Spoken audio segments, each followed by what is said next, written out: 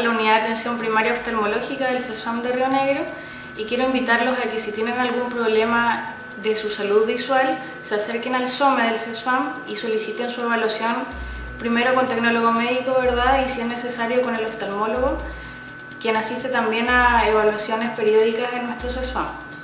Una vez que soliciten su hora también les solicito no perder su atención, ya que hay una gran cantidad de pacientes en lista de espera para atención oftalmológica, por lo tanto perder las horas significa que un paciente quede sin atención también. Los esperamos aquí en la unidad para realizarles la evaluación visual que corresponde con los equipos que tenemos y los esperamos.